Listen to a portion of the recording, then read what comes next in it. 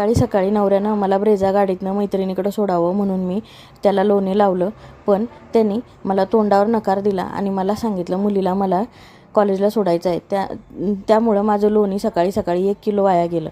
आणि त्याच्या मागं लगेच माझ्या मुलीने तोंड वाकडं केलं, अंगठा दाखवला, ठेंगा दाखवला आणि दात विचकलं. त्यावरून मला साक्षात्कार झाला की ह्यो नवरा आणि ही मुलगी माझे सावत्र आहेत, माझे सख्खे नाहीत.